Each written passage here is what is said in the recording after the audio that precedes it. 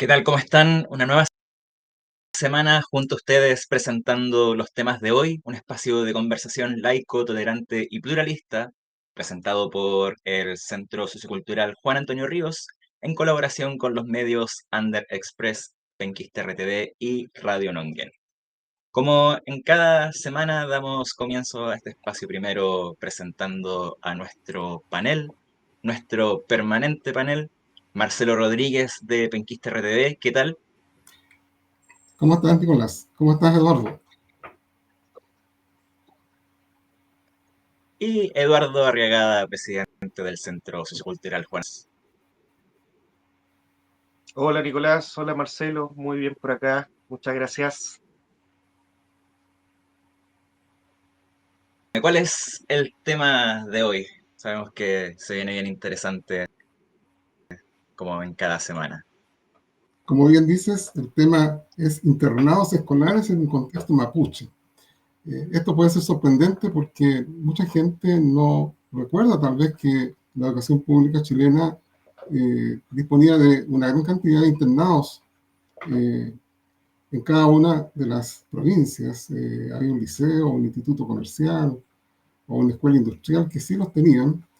Pero los internados no han desaparecido, existen todavía y hay un gran trabajo que se desarrolla en ellos. Por ejemplo, en Cañete hay un internado que se está vinculado al Liceo Profesional Alonso Ercilla, y está con nosotros dos investigadoras de la Universidad Católica de Temuco que en un proyecto de 4 años eh, del tipo Fondesit están estudiando el aporte que estos internados están aportando a nuestro país. Se trata de Catherine Arias Ortega, doctora en Ciencias de la Educación, y Viviana Villarroel, también doctora en Ciencias de la Educación. Eh, los currículos son bastante extensos, así que, bueno, tal vez no es necesario contar toda la historia porque la verdad es que este tema es intenso. Y les damos la bienvenida para que empecemos con la introducción o una reseña de qué es este trabajo que están desarrollando y que nuestro auditorio va a poder conocer, ya sea a través de la grabación de YouTube y posteriores shorts que hacemos circular por TikTok, también por Facebook e Instagram, para que la comunidad conozca este trabajo y que es tan importante a nuestro juicio. Así que están con la palabra. Bueno, muchas gracias, buenas tardes. Sí, efectivamente este es un proyecto a 4 años, como bien mencionas tú, y que tiene de fondo comprender el sentido de los internados, tanto para el nivel de la familia, por qué la familia decide enviar a su hijo al internado, qué pasa con los profesionales de la educación quienes están trabajando en los internados y cómo también la sociedad puede visualizar los aportes de estos espacios para asegurar las trayectorias educativas de los estudiantes. Este proyecto se desarrolla en 2 regiones, en el Biobío y en la Araucanía, y en cada una de las regiones trabajamos con 3 internados. ¿Ya? Es un proyecto, como bien mencionaba Marcelo, financiado por la Agencia Nacional de Investigación de Chile y que busca construir conocimiento respecto a un tema particular, en nuestro caso, los internados. Partir mencionando que, como bien decía Marcelo, los internados tienen una larga data a nivel nacional. Nosotros nos focalizamos principalmente en contexto mapuche y tratamos de mirar estos internados desde la historia. Ya hay bastantes estudios a nivel de literatura científica respecto de las problemáticas que enfrentaban los internados precisamente con población mapuche. Y que tiene relación con procesos de violencia, de quiebre de la identidad sociocultural, discontinuidad de la educación familiar y comunitaria, y que no es solamente en el caso particular de Chile, o sea, en todos estos contextos de las Américas que han sido colonizados, los internados, o conocidos también como los pensionados en el contexto de Canadá, da cuenta, ¿cierto?, de todas las problemáticas que esto trajo a nivel de identidad o de bienestar de los estudiantes. Entonces ese es el primer punto de partida. Ahora nosotros nos planteamos con Viviana y con el resto del equipo, somos 4 investigadores, uno del Maule y otro colega de la Universidad Católica de Temuco. Bueno, pero ¿qué pasa en la actualidad? conocemos la historia de los internados en función de lo que pasó con las poblaciones indígenas, que ha sido bastante trágico, pero ¿qué está pasando en la actualidad, siglo XXI, ¿cierto? ¿Cómo están funcionando estos espacios? Porque claro, si bien es cierto, en el ámbito de bienestar psicosocial tuvo muchas consecuencias respecto de la identidad, también se constituyó en un aporte para que los estudiantes pudieran asegurar su trayectoria educativa. Ya, o sea, si no hubiesen tenido ese espacio, no hubiesen podido continuar estudiando. Hoy en día, en la actualidad, el tema de los internados también es complejo. ¿Por qué? Porque ha ido disminuyendo la cantidad de internados a nivel nacional. La Araucanía se caracteriza porque tiene 59 internados activos, Los Lagos 20, Biobío 19, Coquimbo 17 y Maule 15, y el resto se ha ido cerrando, han ido desapareciendo. Entonces, en ese contexto, nosotros empezamos a profundizar con la gente la importancia de este espacio, primero para asegurar la trayectoria educativa. Y en la medida que yo aseguro la trayectoria educativa, también puedo revertir de alguna manera las desigualdades educativas respecto de indígenas, no indígenas, de movilidad social ascendente. O sea, en la medida que yo tengo mayores niveles educativos, de alguna manera, ¿cierto? Esto debiese de impactar en mi bienestar social, económico, psicológico, etcétera. Entonces hemos ido avanzando en aquello, vamos recién en el segundo año del proyecto y trabajando con los padres, trabajando con los profesionales de la educación, hemos tenido mucha apertura porque además ellos reconocen la necesidad de que estos internados perduren. Porque de alguna manera, si los internados se cierran, también se cierran las posibilidades de que sus hijos puedan continuar estudiando. Sobre todo estudiantes que vienen de sectores campesinos, de sectores indígenas, que tienen problemas de locomoción, temas de recursos educativos, incluso situaciones de vulnerabilidad que el internado de alguna manera viene a cubrir esas necesidades básicas. Así que en eso estamos, en eso vamos. Súper. Una de las primeras cosas que me surgen como duda al estar el eje indígena, puntualmente mapuche, en esta situación es cómo se conjuga la vasta riqueza cultural que tienen desde la lengua, tradiciones y otros detalles que están dentro de este espectro con la formalidad de la educación y con la Sí, mira, estructura que ya puede dar de base el sistema. sí, es súper complejo y de hecho eso es uno de los desafíos, porque claro, como yo te decía al inicio, nosotros partimos viendo esta historia de los internados donde se eliminó la lengua, donde se trató de asimilar al sujeto indígena a la sociedad dominante, donde se le despojó de sus vestimentas, por ejemplo, en el contexto de la Araucanía y el Biobío, a través de estos internados, los estudiantes se les educó para homogeneizarse a la sociedad dominante y de esa manera también hubo bastantes políticas o intencionalidad respecto de aceptar a estudiantes hijos de cacique hace varios años atrás, ¿cierto? Para que luego de que ellos pasaran por este proceso de institucionalización en el internado, dieran fe a sus comunidades respecto de lo positivo que traía estos elementos. Ahora bien, si nosotros lo vemos en la actualidad, la política de la JUNAEV, la política del Ministerio de Educación, ¿cierto? A través del decreto 1316 que emerge en el año 96, establece ciertos requisitos técnicos y pedagógicos para los internados y para la subvención y la ampliación de esto. Y dentro de esos elementos, uno de los elementos que al menos a nivel declarativo y de política es otorgar una atención integral a los niños y jóvenes que asisten a estos espacios para permitirles la continuidad de estudio. Ahora, esta formación integral implica varias cosas. Primero, ¿cierto? Proporcionar la alimentación y el alojamiento. Velar por la salud de los estudiantes que están en los internados. Desarrollar una labor de formación personal de los estudiantes a través de normas, de valores y de formación de hábitos, que tiene que ver mucho con esto que tú me dices, bueno, ¿cómo lo hacemos desde una institucionalidad donde tenemos dos epistemes que están en interacción? O sea, promover actividades complementarias a la educación regular para favorecer esto. Entonces son lineamientos que se entregan desde la política educativa que de alguna manera debiese de tomarse los internados para fortalecer el desarrollo integral del sujeto. Y este desarrollo integral tiene que ver con eso que tú mencionas. ¿Cómo fortalezco, por ejemplo, la identidad sociocultural del estudiante? Entonces, claro, cuando nosotros vamos conversando con los distintos profesionales de los internados, ellos plantean, no sé, tenemos actividades extraprogramáticas o actividades que los estudiantes desarrollan luego que llegan de su horario de clase, porque eso es súper importante. Hoy en día los internados no desarrollan el proceso lectivo, el proceso pedagógico curricular. Los estudiantes van a la educación básica o media, están las horas que corresponden, ¿cierto? Desde 8 a 4 y media, luego vuelven a los internados y desde las 5 en adelante ellos desarrollan su vida en ese espacio. Entonces eso también ha generado tensión, porque cuando hablamos con los profesionales, bueno, ¿qué talleres desarrollan? Ya, talleres artísticos, fútbol, acondicionamiento físico, pero hay de alguna manera esa carencia respecto de, no sé, prácticas de sensibilización cultural, incorporación de talleres de vitalización lingüística, por ejemplo.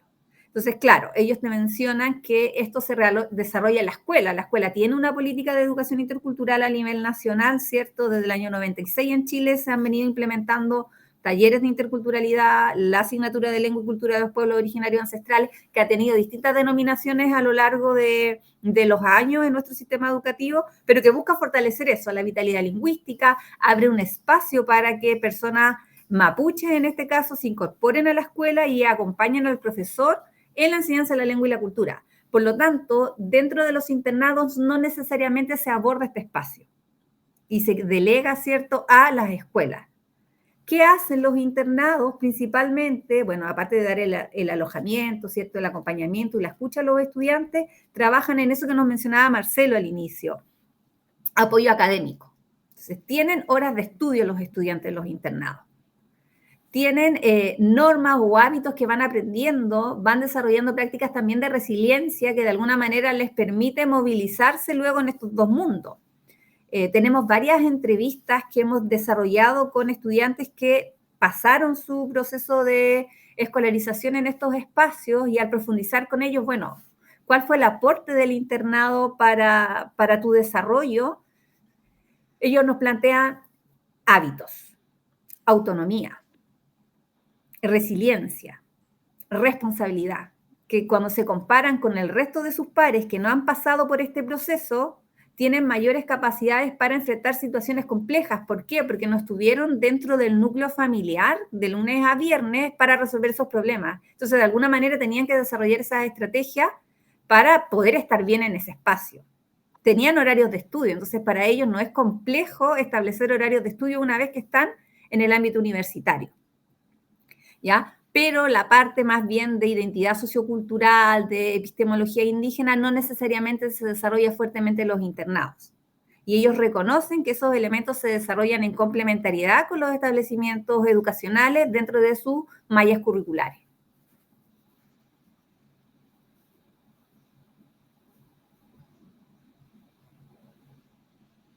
En relación a cómo funciona hoy día este sistema,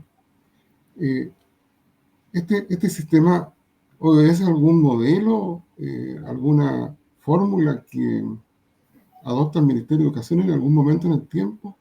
Hay un análisis comparado con otros esquemas, como pueden ser los que funcionan en Canadá y otros países, tal vez Nueva Zelanda. ¿Cómo ese sistema es un sistema chileno? ¿Es algo que resultó producto de sucesivos ministerios de educación o legislación asociada para poder establecer ventajas o desventajas de unos de otros, me imagino? Sí, mira, bueno, los internados de alguna manera están al alero, ¿cierto?, del Ministerio de Educación y de esta lógica de cómo se piensa formar a las nuevas generaciones. Y en esa lógica también los paradigmas educativos han ido cambiando, desde paradigmas asimilacionistas hasta los paradigmas de la inclusión. Hoy en día se habla del paradigma de la inclusión, de los derechos, ¿cierto?, de los estudiantes o de los derechos del niño. Entonces, esta lógica de bienestar ha ido transitando con los años. Antes estaba muy marcada en el ámbito académico, ¿ya? Y asociada en esta lógica de éxito escolar.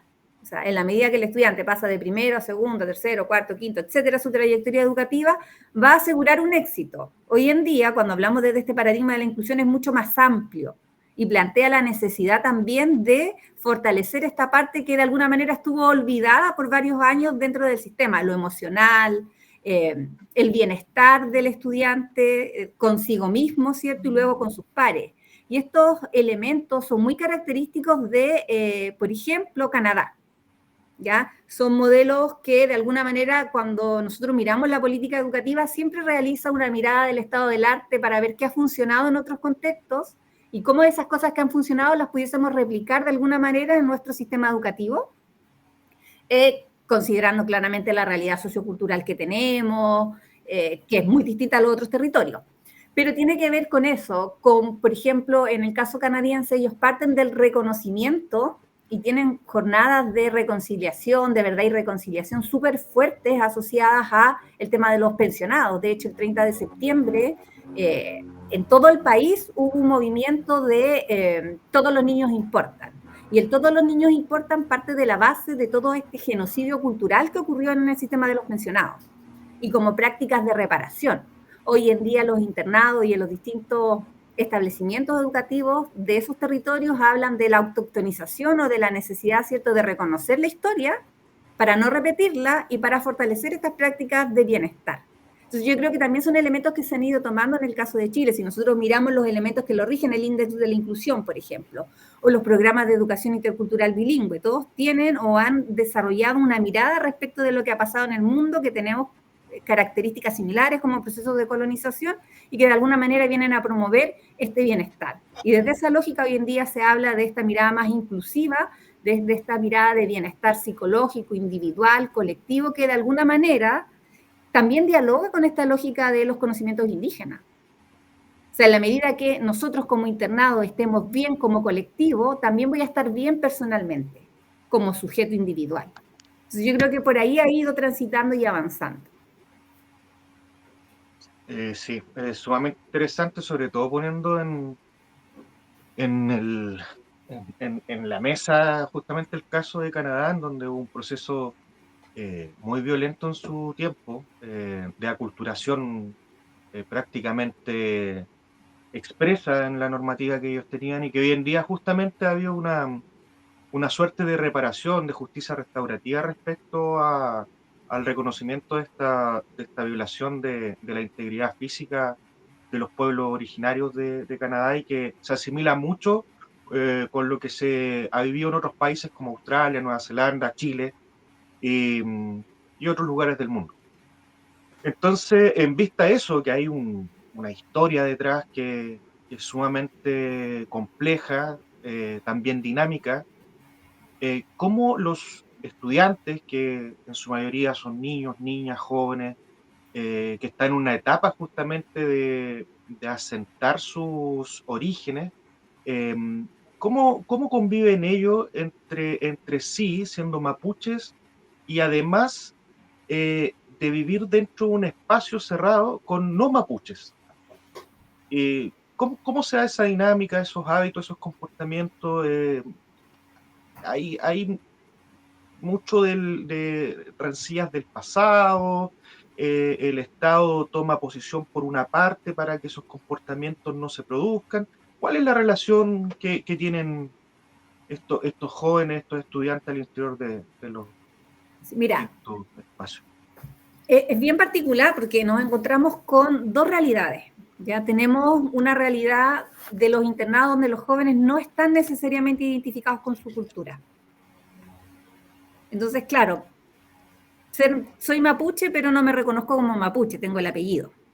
Ahora, si tú empiezas a explorar con ellos, ¿por qué ha sucedido eso? Volvemos a la historia, ¿cierto? Es que mi papá no me enseñó, mi mamá no me enseñó, porque a mi papá y a mi mamá mis abuelos los enseñaron, porque ellos vivieron prácticas de discriminación, entonces hay un proceso de discontinuidad de lo propio, ¿ya? Ese es un caso, y que de alguna manera nos genera mayor tensión con el no indígena, porque se están formando, ¿cierto?, en función de su proceso de escolarización, de la identidad, funcionan, ¿ya? Y hay otro sector, ¿cierto?, en otros internados donde los estudiantes sí están muy identificados con su cultura. Y eso genera mayor tensión. Mayor tensión cuando, por ejemplo, ocurren estas problemáticas de conflicto territorial. ¿ya? Los conflictos territoriales se han abordado a nivel nacional desde una perspectiva, desde una lógica. Incluso cuando tú le preguntas a los estudiantes, bueno, ¿qué es ser mapuche? Ellos te mencionan terrorista, ¿ya? Porque han ido construyendo esa representación social también que se ha, de alguna manera, reforzada por los medios sociales, por la sociedad general. Uno reproduce prácticas, no genera estos procesos de concientización, y eso sí genera conflicto. Ahora, ¿cómo lo han abordado los establecimientos o los internados en este caso? Es complejo, porque cuando uno conversa con los profesionales y le pregunta cuáles son las herramientas o las estrategias que tú necesitas para trabajar con los estudiantes, un elemento tiene que ver con eso, con conocer. Entonces ellos te dicen, en realidad yo no conozco mucho la cultura, tengo un desconocimiento, para mí todos los niños son iguales. ¿Ya? Pero dentro de todos estos son iguales, también están negando la diversidad y la particularidad del sujeto. Porque, claro, cada uno tiene un marco social y cultural particular. Nicolás tiene un marco, Marcelo, Eduardo, yo, y todos los sujetos somos particulares a nivel de nuestra cultura familiar, ¿cierto? De donde nos desarrollamos, de nuestro capital cultural. Por lo tanto, decir que todos son iguales no necesariamente te permite abordar estas complejidades. Entonces, ese es un primer desafío. ¿Cómo hacemos para que los profesionales de la educación puedan adquirir estas herramientas para trabajar, por ejemplo, procesos de sensibilización cultural? Conocer la historia. Yo creo que uno de los elementos, y la gente menciona, o sea, el desconocimiento es uno de los primeros factores que aumenta los conflictos que pudiesen existir entre los pares. Entonces, si no los abordo, si no los conozco, difícilmente los puedo ir educando respecto de esto que ha pasado.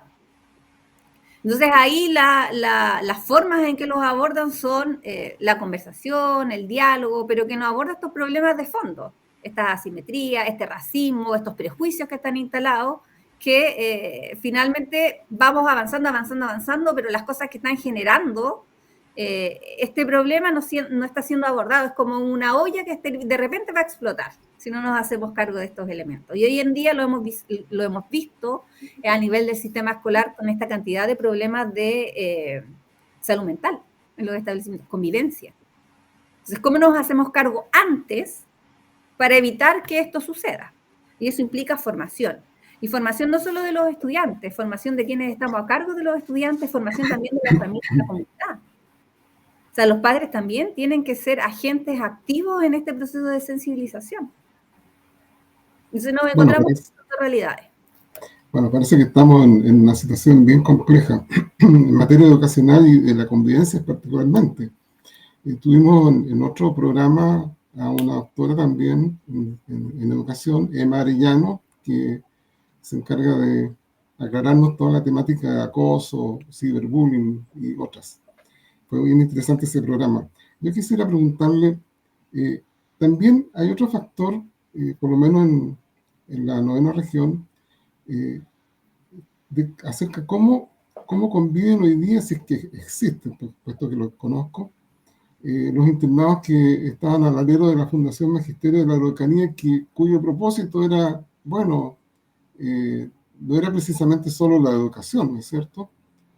Una congregación religiosa que se hizo cargo de establecimientos educacionales con el fin de, por supuesto, de desarrollar la fe católica entre los estudiantes. Este tipo de internados existen aún y se someten a las normas del Ministerio de Educación en plenitud, o ahí tenemos otro factor que enreda la situación. Sí, mira, existen, no sé si la palabra es someterse a lo que plantea el Ministerio de Educación, pero de alguna manera en general los internados están construyendo un lenguaje común. ¿Ya? Y el lenguaje común está en función de entregarle las competencias y las habilidades a los estudiantes en el espacio que ellos tienen para trabajar con los estudiantes, porque insisto en eso, los estudiantes desarrollan todo su proceso escolar en la escuela o en el liceo. Y desde las 5 en adelante están en los internados. Entonces, entregarles las competencias y las habilidades para que el estudiante pueda salir, ellos dicen, para que pueda hacer más, para que pueda salir adelante. Y en esa lógica, en los internados, como están al alero de ciertas instituciones, al alero del liceo, por ejemplo, potencian esta formación técnica. Ya tenemos, no sé, internados donde los estudiantes, en articulación, ¿cierto?, con el liceo, donde los estudiantes les enseñan a conducir, por ejemplo, para que terminen con una licencia de conducir y de alguna manera se puedan desenvolver, ya sea en el trabajo o emprender una empresa de taxis que puedan hacer, o sea, entregarles esas herramientas. El tema de las frutas, los internados en general en Biobío y la Araucanía se caracterizan por eso, la parte más de agricultura, agronomía, para que los estudiantes puedan trabajar, ¿cierto?, y solventarse en un futuro, ya sea si continúan en su educación superior, ¿cierto?, o en el ámbito práctico, profesional. Tenemos muchos estudiantes que, claro, estudiaron en el internado y su meta era finalizar cuarto medio.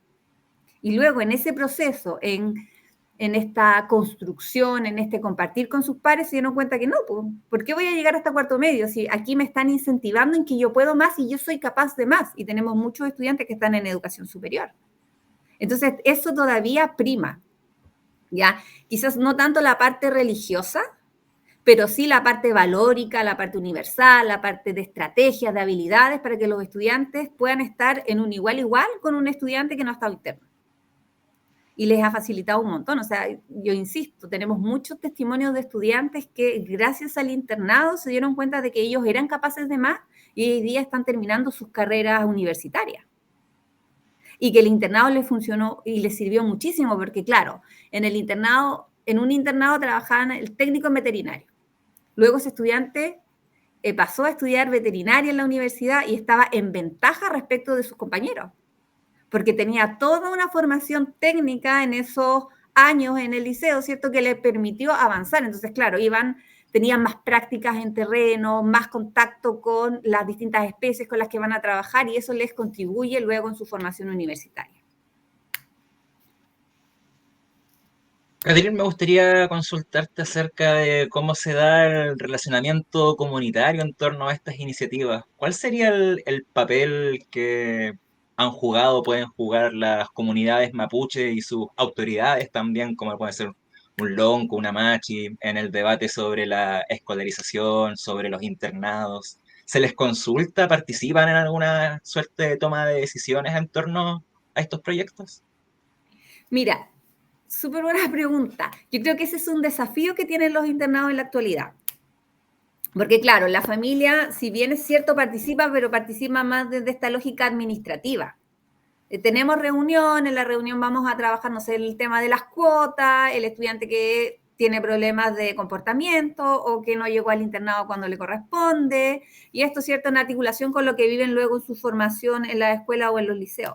Y de ahí la necesidad de, claro, ser un vínculo activo y fortalecer estas herramientas que los profesionales reconocen, incluso los estudiantes necesitan. Yo les decía hace un rato atrás el tema de los prejuicios, el tema del desconocimiento. Bueno, ¿cómo hacemos, por ejemplo, si tenemos dentro de nuestro alrededor, de nuestras redes, comunidades donde tenemos una machi, donde tenemos un lonco, donde tenemos alguien que maneja un oficio, que quizás se pudiese vincular con los internados desde las 5 de la tarde, ¿cierto?, para ofrecer un taller a los estudiantes, para trabajar, no sé, la cosmovisión indígena? ¿Cuál es la relación que tiene el mapuche con el territorio?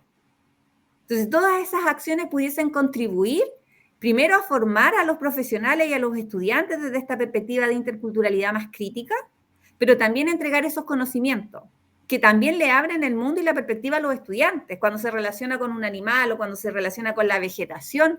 Claro, lo sabemos desde el conocimiento escolar, qué hay que hacer, cómo hay que cortar, por qué hay que cortar, pero si además le sumamos este conocimiento que pudiese contribuir respecto de, mira, si la luna está menguante, no tenemos que plantar tal cosa o no es bueno cortar este alimento, pudiese contribuir también en aquello. Pudiese contribuir en la parte de la espiritualidad. Ya el mapuche tiene muy fuerte esta lógica del cumemoñén, del buen vivir, pero este buen vivir no es solamente lo físico, ¿cierto? Tema de alimentación, de salud, también tiene una parte afectiva, una parte psicológica, una parte espiritual, una parte territorial que pudiese contribuir a esos elementos de tensión y a revertir progresivamente estos prejuicios y ser agentes activos dentro de los internados. Ahora, nos encontramos con dificultades, por cierto que sí. ¿De dónde sacamos los recursos? ¿Ya? Porque claro, ¿quién le va a pagar a esta persona, cierto, para que llegue al internado? implica locomoción, transporte, alimentación. Entonces también esos son otros desafíos, cómo vamos generando con las distintas redes a nivel de las municipalidades, de talleres con la universidad, por ejemplo. Cómo se vinculan los internados con el medio social. Cómo podemos ofrecer quizás desde la universidad charlas de primeros auxilios psicológicos, si vemos que existen problemáticas de salud mental con los estudiantes. Temas de convivencia, yo creo que ahí también es un desafío abrir las redes tanto del internado, pero también desde las otras instituciones para contribuir en este proceso. Las universidades ahí tienen una responsabilidad social que no necesariamente la hemos ido abordando de manera sistemática. Sí, respecto a eso, bueno, ahí justamente nos ha ido relatando un poco de lo esperable. Pero también me gustaría saber si dentro de esta investigación han abordado el tema de cuáles son las proyecciones actuales reales, hacia dónde quieren que vayan actualmente los internados, tanto en el presente y hacia el futuro. Y bueno, si nos puedes comentar también al final cuál es el ideal que ustedes también han identificado que ha aparecido dentro de los hallazgos de su investigación. Mira, yo creo que la primera pregunta tiene relación con poder generar movimientos para que se evite el cierre de los internados. Yo creo que ese es un primer desafío. ¿Ya? O sea, la familia está asustada porque les están cerrando los internados. Y si les están cerrando los internados, se le está negando la posibilidad al estudiante para que pueda continuar con su trayectoria educativa. Sí, respecto a eso, para aprovechar justamente, hoy en día es una política de Estado, de gobierno o del ministerio ir en pro del cierre de los internados o eso es un temor que se ha hecho generalizado porque en otros lugares, por cuestiones territoriales o geográficas, se han ido cerrando? No, yo diría, me atrevería a decir que es una política de gobierno en el sentido de que existe carencia de recursos económicos. ¿Ya? El internado de alguna manera es muy caro de mantener. ¿Ya? La alimentación, la infraestructura, la calefacción, versus la cantidad de estudiantes que atiende. No sé, antiguamente atendían 200 estudiantes en el internado, hoy tenemos 20, 40. Y es muy caro. ¿Ya? Entonces han ido esa política. De hecho, tenemos un internado en Las Tarrias que nos reuníamos con los padres y nos decían, oye, nos han entregado 3 veces, nos han enviado documentación que se va a cerrar el internado y nos están ofreciendo la posibilidad de reubicar a los estudiantes en las residencias familiares, que es una casa de acogida donde el estudiante está le dan la alimentación, ¿cierto? El desayuno, la once, y habita en esa casa que, entre comillas, es más familiar. Pero la familia también tiene desconfianza respecto de aquello. No conozco esa familia, no sé qué puede pasar. En cambio, ven en estos internados donde conviven con más compañeros, con más pares, un espacio más seguro. Entonces, claro, desde el Estado hay una política respecto del costo-beneficio, ¿ya? Y es muy caro mantener el internado. La calefacción, o sea, es carísima. Ese yo creo que es un primer desafío. Ahora, ¿cómo nosotros lo vemos a futuro cuando conversamos con los profesionales, cuando conversamos con los padres, como una necesidad, ¿cierto? Y como el anhelo de que esto perdure, ¿ya? El internado para muchas familias es el único espacio que asegura la seguridad de su hijo respecto de la locomoción, por ejemplo, de estar en un espacio que de alguna manera también viene a contribuir en resguardar al sujeto respecto a las problemáticas que pudiésemos encontrar a nivel familiar. Prácticas de violencia, por ejemplo. Entonces, el internado es un espacio seguro. Entonces, tenemos esos dos elementos. Y lo más importante, ¿cierto?, que menciona la familia es que les permite asegurar la movilidad social ascendente de su hijo. Porque si no tienen internado, ellos no tienen los recursos para enviar y pagar todos los días un bus que permita al estudiante que está a 3 horas del territorio llegar al liceo. Entonces no tienen el recurso económico, la locomoción tampoco es tan seguida, no es que pase cada 15 minutos, y por lo tanto eso implicaría que el hijo tendría que quedarse en la casa, trabajar en el campo y de alguna manera negarle la posibilidad de continuar estudiando. Entonces la idea es ir visibilizando también estos elementos, más allá de los recursos económicos, ¿cierto? Cómo el internado se constituye en un espacio que asegura la trayectoria educativa y la continuidad de estudio de los estudiantes, y al asegurar la trayectoria educativa de los estudiantes también contribuye en la movilidad social y también contribuye en revertir la desigualdad social entre indígenas, campesinos y gente de los sectores rurales.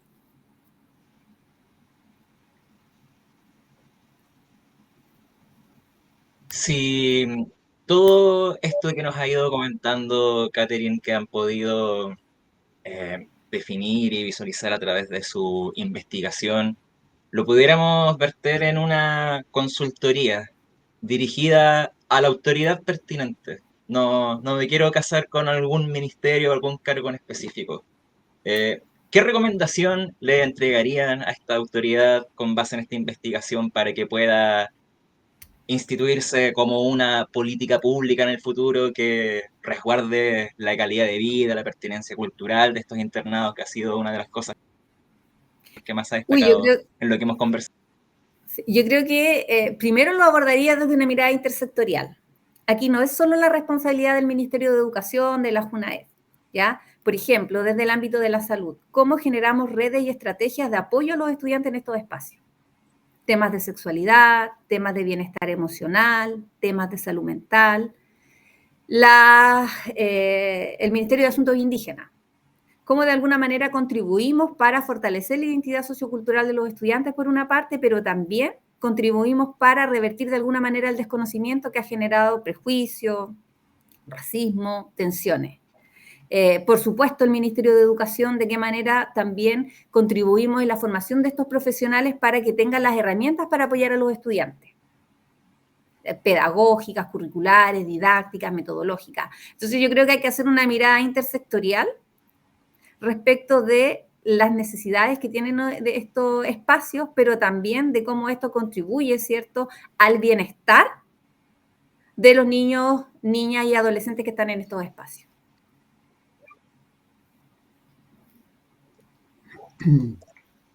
Muy bien. Ya hemos completado bastantes minutos por sobre lo que usualmente tenemos para el programa. La verdad es que parece que estamos quedando cortos de tiempo, por lo que creo que tenemos que invitarles de nuevo para conocer más de vuestro proyecto y entonces de alguna manera comunicarle a la gente que nos ve, que nos escucha, qué está pasando en esta materia. Creo que estamos como con pocas ganas de cerrar el programa, pero lo vamos a tener que hacer. Les agradecemos muchísimo vuestra intervención. Estamos muy contentos, creo yo. Y bueno, no sé qué opinan mis panelistas al respecto. Bueno, me sumo al agradecimiento de Marcelo, muy ilustrativa esta conversación. Lamentablemente el tiempo se nos hace corto, pero estos casi 40 minutos se nos pasaron volando, así que muchas gracias, Catherine, y reitero la invitación de Marcelo para que podamos repetir este ejercicio, tal vez profundizando alguna arista más específica de lo que han estado investigando este tiempo. Muchas gracias a ustedes por invitarnos y por visibilizar estas temáticas que a veces quedan muchas veces en la academia, en la universidad, y es importante que la gente, que la sociedad civil, que las personas, ¿cierto?, sepan qué está pasando a nivel educativo con nuestros niños, con los jóvenes y los adolescentes. Muchas gracias, Catherine y Viviana, con quien hicimos contacto en Cañete con motivo de un acto del Liceo Alonso Arcilla, de Cañete, con su internado, y donde pudimos apreciar también el alto nivel con que los niños ahí pudieron mostrar sus habilidades desarrolladas justamente en un liceo técnico profesional. Y bueno, entonces quedamos ahí a la espera de pronto contactarles y hacer una nueva jornada de difusión. Muchas gracias, Catherine. Gracias a ustedes, que estén bien. Que esté bien, Catherine, muchas gracias. Muchas gracias, Catherine. Y a todas las personas que nos han acompañado en esta transmisión, nos encontramos el próximo martes con un nuevo tema de conversación a la misma hora, como lo venimos haciendo durante las últimas 15 semanas ya. Así que será hasta la próxima. Que estén muy bien, gracias. Gracias.